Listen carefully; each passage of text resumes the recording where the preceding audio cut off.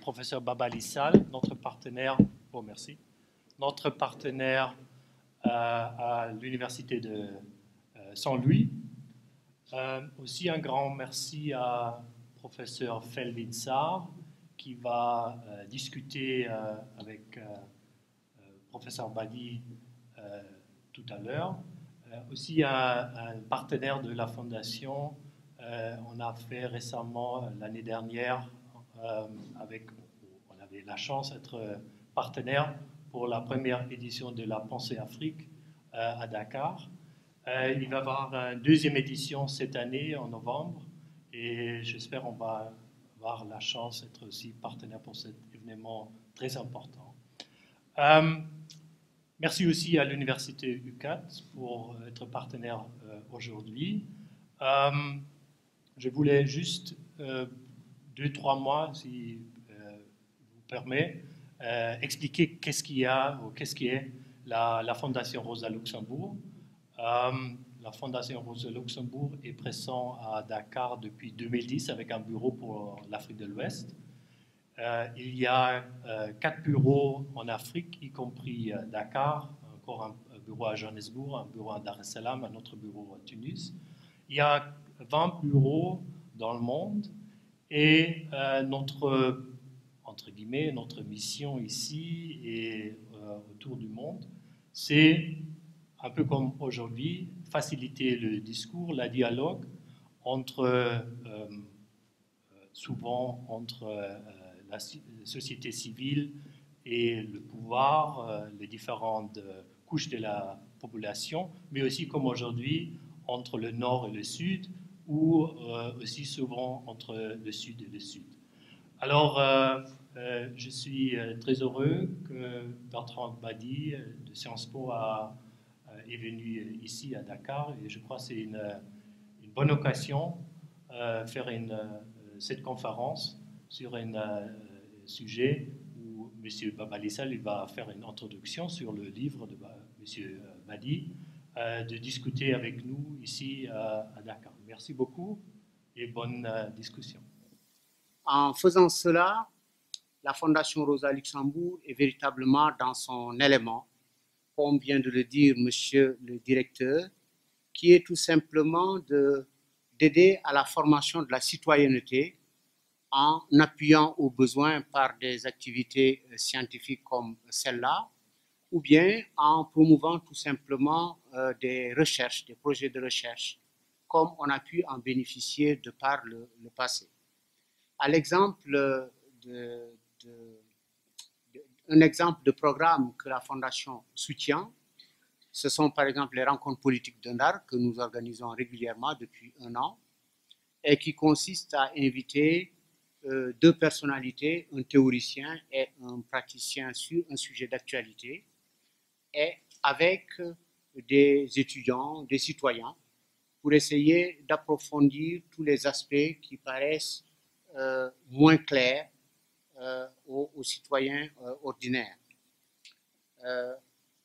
Nous voudrons pour cela, véritablement, monsieur le directeur, vous remercier, vous et votre équipe. Alors, l'activité d'aujourd'hui nous offre donc l'opportunité et l'avantage de recevoir une figure célèbre de la formation et de la recherche politique en France. On pourrait même, sans se tromper, parler d'un monument de la science politique. En effet, aux étudiants et aux chercheurs, juniors comme seniors, on ne présente plus Bertrand Badi, tellement ses œuvres, son personnage nous paraissent familiers. Son personnage a peuplé, je suis sûr, des nuits entières d'étudiantes comme d'étudiants, sur ce campus-là comme ailleurs. Mais il est toujours bon dans ce type d'exercice de rappeler ce qu'il fait et surtout ce qu'il a produit en rapport justement avec ce qu'il a à nous dire aujourd'hui, qui est l'objet de son séjour à Dakar, c'est-à-dire la présentation de son dernier ouvrage qui s'appelle « Nous ne sommes plus seuls au monde, un autre regard sur l'ordre international ». Nos amis de la Fondation ont rajouté pour contextualiser un peu le sujet, après l'élection de Trump, Donald Trump, et d'Emmanuel Macron. C'est quelque chose d'extrêmement important parce que ce sont là des dirigeants de deux grands pays qui assument un rôle majeur dans la construction de l'agenda géopolitique du monde. Monsieur le conférencier, celui qui a le redoutable honneur de vous présenter est une sorte d'hermaphrodite ou de mutant, parce que je suis au carrefour du droit public et de la science politique. Mais c'est quelque chose que je savoure avec délectation quelquefois, parce que quand je pense à quelqu'un comme le doyen Vedel ou Maurice Duverger, ce sont là deux précurseurs de ce type de profil qui voudraient que la science politique passe d'abord par le droit, ou en tout cas ne soit pas trop éloignée du droit. Le professeur Bertrand Badi est un enseignant de sciences politiques, je l'ai dit. Il fait de la recherche aussi dans ce domaine-là. Mais surtout, il assume aussi un certain nombre d'activités remarquables de promotion et de soutien à l'éclosion de cette discipline. Il a publié un grand nombre d'ouvrages qui se rapportent soit à l'État, soit aux relations internationales. Si on devait faire une subdivision dans le temps de ces œuvres, on pourrait dire que les premières seraient plutôt consacrées à l'État et les derniers plutôt aux relations internationales. Mais il faudrait souligner aussi qu'il a tenu, et peut-être qu'il tient toujours, une chronique régulière sur l'état du monde. Et c'est quelque chose d'extrêmement intéressant quand on fait la conjonction entre cette chronique-là et ces ouvrages, on arrive à retracer le fil conducteur de sa pensée. Que je voudrais résumer pour cet après-midi en ceci. Le professeur Bertrand Badi observe une posture d'analyste perspicace et alerte de la marche du monde. L'exercice auquel je voudrais me livrer ici va consister à tirer un certain nombre d'œuvres de votre bibliothèque personnelle en rapport avec le sujet de la conférence d'aujourd'hui, pour pouvoir reconstituer une ligne directrice que l'on peut reformuler de cette façon-là aussi, amener souvent vos lecteurs, auditeurs, à constater avec vous que le temps des certitudes est fini. Le champ des relations internationales, on peut le rappeler, a toujours été structuré et traversé autour de quelques idées fortes mais claires qu'on peut résumer dans une subdivision du monde entre dominants et dominés, entre forts et faibles, concepteurs de règles et destinataires, consommateurs de ces règles. Ces idées sont sous-tendues par une logique d'équilibre interne articulée autour d'une politique de bloc entre l'Est et l'Ouest pour mieux stabiliser le monde, disons entre l'ancienne URSS et les États-Unis. Depuis la fin de l'Empire soviétique et la chute du mur de Berlin, tout semble fini, sans pour autant que l'on assiste à une sorte de redistribution claire des cartes. C'est comme qui dirait, après une sorte d'étape du monde bipolaire et une sorte de glissement vers un autre monde qu'on a souvent qualifié de multipolaire, alors même qu'on croyait être entré dans une phase de profilage définitif de ce monde multipolaire-là, subitement, le monde s'est dérobé sous nos pieds. C'est le chaos. Il y a un certain nombre de facteurs explicatifs. Mais ces facteurs explicatifs sont à la fois nombreux et divers, mais ils sont attestés tout simplement par la fréquence et l'ampleur des mouvements sociaux auxquels on assiste ça et là dans les continents.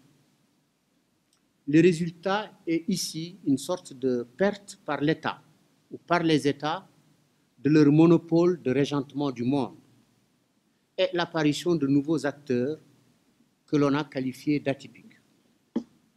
Au fil de vos œuvres, on peut effectivement dresser avec vous quelques constats d'échecs ou à tout le moins de perturbations du monde actuel.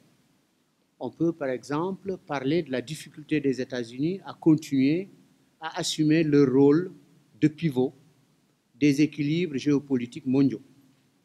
Tout comme on peut parler aussi des revendications, ce n'est pas seulement une revendication, non satisfaites de nouvelles lignes politiques. Une forte concurrence de nouveaux pays prétendant eux aussi à la place de régents. On peut parler aussi des crises des économies européennes, tout comme on peut mettre l'accent sur l'absence de leadership clair en Afrique, qui serait une conséquence de la diabolisation du projet ou du rêve d'unification de l'Afrique avec la disparition de quelqu'un comme Muammar Kadhafi. Alors, monsieur le professeur, on peut, à partir de ces constats-là, poser une question centrale, qui est de savoir si cette perte de repère n'anéantit pas définitivement toute initiative. À cette question centrale, on pourrait en rajouter d'autres, comme par exemple celle de savoir si on peut trouver quelque part un levier qu'on pourrait actionner pour combler cette envie ou cette nécessité du renouveau. Et si ce levier-là existe, comment on pourrait s'y prendre? Une autre question aussi serait celle des voies et mécanismes du rééquilibrage des rapports sociaux planétaires. Dernière question enfin, serait-il véritablement raisonnable de continuer à réclamer et à attendre le changement, toujours du haut? En disant cela, je pense précisément à l'élection de Trump et de Macron, qui, à certains égards, pourrait apparaître comme étant une sorte d'espoir, mais à d'autres, peut-être comme une menace, surtout si l'on pense à Donald Trump. Alors, monsieur le professeur, la salle va rester attentive aux réponses que vous allez apporter à ces questions-là, comme à celles que vous vous posez. Et à votre suite, on aura le bonheur aussi d'écouter mon collègue Felwine Sarr, qui va tenter de répondre à ces préoccupations-là aussi en partant du point de vue de l'Afrique. Il a écrit un célèbre ouvrage qui s'appelle Afrotopia, qui nous donne l'espoir de redevenir quelque chose dans le concert des nations. En tout cas, de pouvoir remplir une certaine attente en termes de prétention. Voilà, monsieur le professeur, en guise d'introduction, ce que je voudrais dire. J'espère que je n'ai pas été très long, parce qu'en réalité, le gros du temps vous sera donné, 40 à 45 minutes, pour parler à ce public varié, dont certains viennent d'ailleurs de Saint-Louis, pour dire la soif de discussion, d'échange qu'on a autour de toutes ces thématiques que vous revisitez pendant des années. Vous aurez donc 45 minutes. Ensuite, on laissera à notre collègue Felwine une dizaine de minutes. Merci beaucoup, mon cher collègue, de ces propos introductifs aimables, trop aimables. Du coup, je pars avec un handicap fort que je vais essayer de surmonter. Merci, monsieur le directeur. Et donc, je suis très en appétit de votre retour. Comme je l'ai dit ce matin, c'est fini la sociologie unilatérale. La sociologie, les sciences sociales doivent être construites en chœur, c'est-à-dire Nous sommes dans la mondialisation, mais pas seulement dans la mondialisation économique, on est dans la mondialisation de la connaissance. Et la connaissance doit s'ajuster justement à cette pluralité de la recherche, de la pensée, de la réflexion, de l'enseignement. Et donc, voilà, je serais très heureux de vous entendre suite à ces propos liminaires. Merci, mon cher collègue, d'avoir accepté aussi d'ouvrir la discussion, et merci au public d'avoir fait l'amitié de venir cet après-midi. Alors, nous ne sommes plus seuls au monde, c'est le titre que j'ai choisi moi-même pour cet ouvrage, pour tenter de répondre à une interrogation qui m'a poursuivi pendant 40 ans de ma carrière académique, à savoir pourquoi l'Europe d'abord, le monde occidental ensuite, lorsque l'Europe a été rejointe par les États-Unis, pourquoi l'Europe, pourquoi le monde occidental se sont entêtés de penser et d'agir comme s'ils étaient seuls au monde. C'est probablement la plaie la plus douloureuse qui marque le système international aujourd'hui. Et en relation internationale, le phénomène crève les yeux. Le droit international, qui devrait être notre droit à tous, qui devrait être le droit de l'humanité tout entière, qui devrait être le droit des 7 milliards d'individus que nous sommes, est un droit westphalien, c'est-à-dire directement issu de l'histoire européenne. La pratique diplomatique, son rituel, son orientation, sa lecture des événements sont également issus de l'unicité européenne. Et je suis toujours très étonné lorsque, écoutant la radio ou la télévision, j'entends un responsable occidental réagir à un événement qui s'est produit en Papouasie-Nouvelle-Guinée ou aux Comores ou en Amérique centrale, en proposant spontanément la solution. Proposer, souvent imposer. Je suis frappé d'entendre un ministre français de la Défense nationale, je peux le citer puisqu'il n'est plus ministre de la Défense nationale depuis avant-hier, expliquer que la France a des responsabilités particulières dans telle ou telle partie du monde. Mais à ce compte-là, mesdames et messieurs, Poutine aurait des responsabilités particulières en Ukraine. Et donc, pourquoi tout cela? Je voudrais essayer de répondre en 3 temps, 15 petites minutes pour chacun de ces temps. D'abord en essayant de comprendre comment le drame s'est noué. En essayant ensuite de comprendre les rendez-vous manqués qui en ont dérivé. Et en terminant sur les chocs qui nous font tous souffrir aujourd'hui. Quand je dis tous souffrir, c'est comme acteurs, mais aussi comme analystes. Parce que l'analyste a une position difficile, à mi-chemin entre l'acteur qu'il est, souvent l'acteur occidental, et sa volonté d'universalisme. Donc, ça pose des problèmes épistémologiques profonds. Alors, vous savez qu'en sciences sociales, tout commence par l'histoire. Et il faut faire un peu d'histoire pour comprendre cette grande malencontre dont nous sommes les héritiers. Il s'est produit, à la sortie du Moyen-Âge, un événement d'une étrangeté que l'on a souvent occultée. Le Moyen-Âge nous offrait un mélange très dangereux, très explosif, d'un ordre très décentralisé, c'était la société féodale, d'un ordre impérial plus ou moins vieillissant, c'était le Saint-Empire romain germanique, et d'un ordre pontifical triomphant. Et face à ce grand désordre, parce que si vous faites de l'histoire comparée, vous ne trouverez jamais dans l'histoire une situation où 3 ordres politiques fondamentalement différents se heurtaient par leur voisinage. L'ordre impérial, l'ordre pontifical, l'ordre féodal. Pour remettre de l'ordre dans ce phénomène, a été créé quelque chose d'inédit, d'inattendu, de particulier, qui est l'unité territoriale souveraine.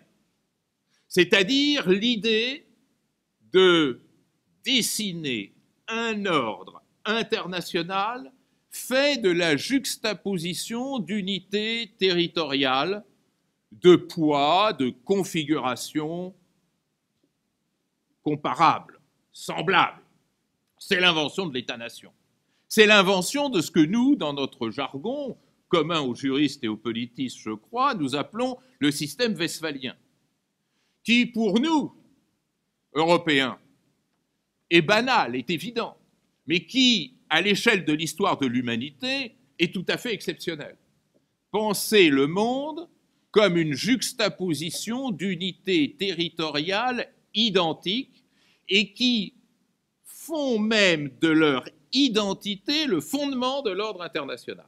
Quelle différence par rapport au monde de l'Asie orientale, où l'empire chinois était l'empire du milieu. Quelle différence aussi par rapport au système africain contemporain, fait également d'empires rayonnants. Seulement, ce que l'on ne pressentait pas, c'est en quelque sorte trois choses. La première, c'est que l'idée a été conceptualisée par l'inventeur de notre philosophie politique moderne, Thomas Hobbes, le Léviathan, 1651. 1651, c'est exactement l'époque de la paix de Westphalie, c'est pratiquement la même année. Eh bien, Hobbes nous explique qu'à partir du moment où le souverain a pour mission d'assurer la sécurité des individus, il doit être pleinement souverain. Pleinement souverain, c'est-à-dire n'être précédé par aucune puissance. C'est-à-dire n'avoir à obéir à aucun ordre, à aucune loi commune. Hobbes déteste le droit international. Et ces Hobbesiens du contemporain que sont les États-Unis restent fidèles à cette vision. Il n'y a pas d'ordre supérieur à l'ordre souverain. Et s'il n'y a pas d'ordre supérieur à l'ordre souverain, que vont faire les souverains entre eux? Eh bien, vider leurs différends par tous les moyens possibles, et ceci sans limite. Et ceci sans limite. Et c'est pourquoi Hobbes écrit à la page 126 de l'édition Dalloz du Léviathan, les États ont entre eux une relation de gladiateurs. Mesdames et messieurs, voilà l'invention en direct. 1651, la guerre est dans les gènes des relations internationales. La guerre est l'état banal des relations internationales. C'est-à-dire que dans cette juxtaposition d'États souverains, ces États souverains, dans leur compétition, ne peuvent pas, dans les phases paroxystiques qui les caractérisent, recourir à autre chose qu'à la guerre. Si bien que dans la tradition européenne, la paix n'a jamais été définie. La paix est incompréhensible. La paix, c'est la non-guerre, c'est l'entre-deux-guerres. C'est la suspension provisoire des hostilités. Il a fallu attendre la seconde moitié du XXe siècle pour qu'on commence à conceptualiser l'idée de paix dans notre philosophie politique européenne. Et même si vous lisez Kant et son traité de la paix perpétuelle, il commence son traité en expliquant que la guerre est nécessaire et inévitable et que donc c'est un devoir de l'homme de tenter de la surmonter. C'est-à-dire, la guerre est au centre de l'anthropologie européenne. C'est payé très cher. Le deuxième élément, c'est que, pour la première fois, on assiste à un travail d'ingénierie politique conscient. On va fabriquer de l'État-nation pour rompre un certain nombre de tensions qui étaient considérées comme insupportables. Tension avec l'Empire, tension avec la papauté. Ce qui veut donc dire que ce travail est un travail de raison. Pour la première fois, cet ordre politique sera fondé ni sur la tradition, ni sur la croyance, mais sur la raison. Si elle est fondée sur la raison, eh bien, elle ne peut être qu'universelle. Si elle peut être qu'universelle, ceux qui ne connaissent pas cette formule ne peuvent, pour s'accomplir dans le bonheur et le progrès, que la copier illimitée. Et c'est ainsi que ce modèle de l'État-nation souverain devient un modèle à prétention universelle. Et quelle curieuse universelle que cet universel qui a été inventé en un lieu et qui est pensé que par une seule philosophie. Ce qui nous amène à une troisième conséquence, c'est que dans le contexte, mesdames et messieurs, de l'invention de cet État-nation souverain, le monde, l'international, se limitait à l'Europe.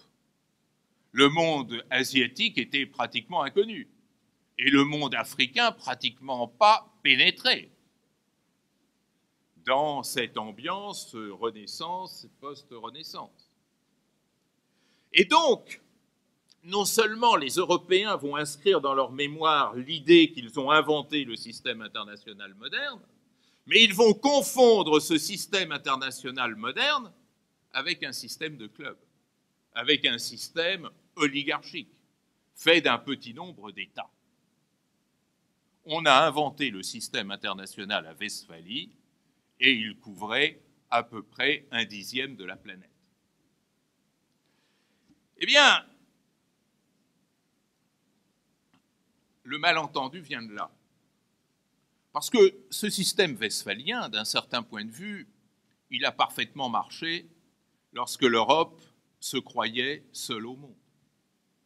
C'est-à-dire, en gros, jusqu'à la fin du XVIIIe siècle. Alors, à la fin du XVIIIe siècle, il s'est passé quelque chose qui a déjà blessé le système westphalien. C'est la Révolution française. Parce qu'avec la Révolution française, la guerre n'était plus seulement une compétition entre États, la guerre devenait autre chose, un instrument destiné à universaliser un modèle juridique et politique nouveau, celui de la souveraineté du peuple. Et donc, à partir de la Révolution française, la guerre se socialise. La guerre, ce n'est plus un État contre un autre État. La guerre, c'est un peuple qui prétend libérer la planète entière. Vous connaissez le chant du départ, tyran, descendez au cercueil, ce qui veut bien dire une chose, la guerre n'est plus là pour faire compétition aux États, mais est là pour bousculer le régime impie des autres. Mais le choc va venir d'ailleurs. Il va venir de cette lente constitution de la mondialisation, qui va marquer le XIXe siècle, qui va impacter le XXe siècle, mais qui va surtout se libérer totalement dès le dernier quart du XXe siècle. Alors, c'est intéressant parce que ce point d'aboutissement de la mondialisation, qui est ce que nous connaissons aujourd'hui, a trois caractéristiques qui rendent impossible le fonctionnement du système westphalien tel que je vous l'ai présenté.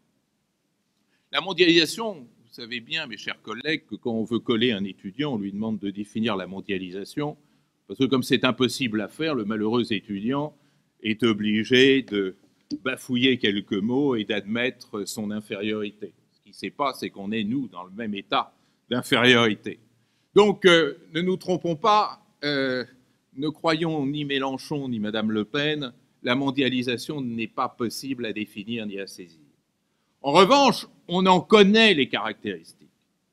Et les auteurs, je pense à mon collègue néerlandais Jan Hart Scholte, qui a écrit ce magnifique livre « Globalization, a Critical Introduction », on sait que la mondialisation, c'est trois choses. Trois choses qui éliminent Westphalie. Premièrement, c'est l'inclusion. C'est-à-dire que ce que va apporter la mondialisation, c'est le contraire même du système westphalien. Le système international n'a plus de limites. Tout le monde est sur le même bateau. Dans le monde actuel, tout le monde est partie de la mondialisation. Tout le monde fait partie de la mondialisation, sauf les Palestiniens, bien entendu. Mais à part cette exception, tout le monde est désormais dans le même bateau, symbolisé par les 193 membres de l'Assemblée générale des Nations unies, symbolisé par ce droit international qui se prétend universel. Seulement, que se passe-t-il? Un dramatique changement d'échelle. Le système westphalien était un système qui réunissait des États acteurs de taille, de poids, de capacité à peu près équivalents. Donc qui étaient dans une compétition, j'allais dire, loyale. Le système de la mondialisation, c'est, mesdames et messieurs, ne l'oubliez jamais, le système social le plus inégalitaire qui ait été inventé dans l'histoire de l'humanité. Entre un Malawite, dont le PIB par habitant et par an est de 223 $, et un Norvégien qui a un PIB par habitant de 97 500 $, la différence est absolument énorme. Elle est abyssale. Aucun système social au monde ne peut supporter une telle inégalité. Il faut le savoir. Ce qui a un effet extraordinairement important, c'est que dans un monde mondialisé, les enjeux changent. L'enjeu politique qui était au centre de l'histoire westphalienne, c'est-à-dire la compétition interétatique, est en quelque sorte éclipsé par l'extrême pression des enjeux sociaux. Mesdames et messieurs, n'oubliez jamais une chose. La faim dans le monde fait 9 millions de morts par an, dont 3 millions d'enfants de moins de 5 ans. Là où le terrorisme a un effet global d'homicides par an 1000 fois inférieur. Certaines années, 10 000 fois inférieur. Mais de cet enjeu-là, personne ne nous parle jamais. Il faut en prendre la mesure. C'est-à-dire que l'ordre social international rend impossible la juxtaposition westphalienne et rend impossible, privé de sens, la compétition interétatique. Deuxième caractéristique de la mondialisation, c'est l'interdépendance. La grande révolution, c'est que la mondialisation crée un système d'interdépendance extrêmement sophistiqué sur le plan politique, sur le plan économique, sur le plan social, sur le plan culturel. Et dans cette interdépendance, j'en ai parlé longuement avec M. de la Palisse, ressuscité pour l'occasion, l'interdépendance, c'est le contraire de la souveraineté. Et ça, c'est probablement le fait majeur qui impacte l'ordre westphalien. C'est-à-dire le fait que le traitement souverain des rapports interétatiques ne fait plus sens aujourd'hui. Et derrière cette interdépendance, il y a un phénomène majeur, qu'autrefois, dans l'histoire, le faible dépendait du fort. Nous le savons tous. Mais aujourd'hui, par le jeu de l'interdépendance, le fort dépend aussi du faible. Cette inversion extraordinaire qui donne à la nuisance une telle pression et une telle pertinence internationale, ce renversement de l'ordre international fait qu'aujourd'hui, le système international n'est plus un système de puissance. Et que la puissance se démonétise, comme dirait l'autre, la puissance est devenue impuissante. Ce qui explique, mon cher Président, ce que vous disiez tout à l'heure sur la perte de repères et sur l'impossible leadership de l'ancien hégémone bienveillant, comme disait Robert Gilpin. La troisième marque de la mondialisation, c'est la mobilité. Nous sommes dans un système international où tout est mobile, grâce à la communication, grâce à la révolution des transports. Dans un jeu de mobilité, la distance n'est plus une entrave. La frontière n'a plus le sens qu'elle avait autrefois. Et n'oubliez pas, j'ai commencé ma conférence en présentant les États comme des unités territoriales souveraines. La territorialité ne fait plus sens, car la distance n'arrête plus. Nous sommes passés dans un monde de virtualité. Et dans ce monde de virtualité, celui qui gagne est celui qui est mobile. C'est la raison pour laquelle, mesdames et messieurs, le migrant est l'avenir du monde. Et le sédentaire est celui qui est promis à sa perte. Dans un monde qui sera de plus en plus dominé par le migrant, nous vivons une folle gouvernance en Europe qui refuse de voir en face la nouveauté de ce phénomène.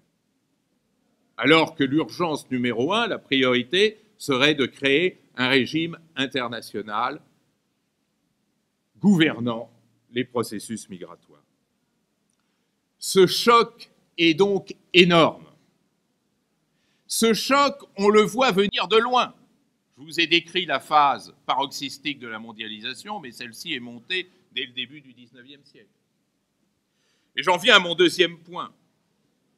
Le XIXe et le XXe siècle ont été marqués par 3 grands rendez-vous manqués. Le premier rendez-vous manqué, c'est celui de la découverte de l'autre. L'Européen, jusqu'au début du XIXe siècle, avait le droit aux circonstances atténuantes lorsqu'il ne connaissait pas le monde, car celui-ci était très peu visible. Avec le progrès des transports, avec notamment le progrès de la marine, la découverte de l'Asie, puis la découverte de l'Afrique, les choses vont changer, mais elles ont mal changé. Elles auraient pu bien changer. Elles ont mal changé. Elles ont mal changé parce que cette découverte progressive de la mondialité, je dirais, s'est traduite par 3 fautes, 3 erreurs: la domination, l'ignorance, l'exclusion. Les 3 plaies qui, en quelque sorte, vicient, paralysent notre système international. La domination. La domination, c'est cette manière tout à fait étrange dont un système international qui se voulait profondément égalitaire a découvert les contrées nouvelles, celles qui lui étaient extérieures. L'Empire ottoman, d'abord, puis l'Empire chinois, l'Empire nippon, les royaumes de l'Asie du Sud-Est, et progressivement l'Afrique, ses empires et ses royaumes. Et cette domination, elle s'est traduite de 2 façons. D'abord, la construction très sophistiquée d'une culture de la hiérarchie. Culture de la hiérarchie, qu'est-ce que ça veut dire? Ça veut dire que cette Asie orientale que l'on découvrait autorisait des pratiques que la rationalité européenne refusait de s'appliquer à elle-même. Ça a été le premier couac de l'histoire. La guerre de l'opium, vous savez, ces 2 guerres de l'opium qui se sont développées en 1840 puis en 1860, reposaient sur cette idée. L'Angleterre ouvrant un moment, une période d'échange avec l'Empire chinois, car les ladies étaient friandes de la soie chinoise, voulaient équilibrer leur commerce. Que vendre aux Chinois dès lors qu'on leur achetait de la soie? Vous ne savez pas trop quoi? Ben, on allait leur vendre de l'opium. Et ça, pour moi, c'est hautement symbolique. Pourquoi?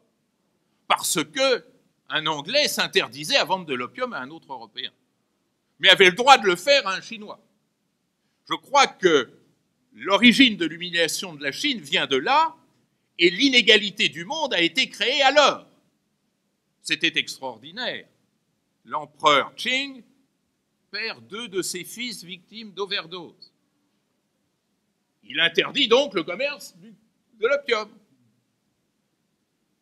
Poussé par son premier ministre Palmerston,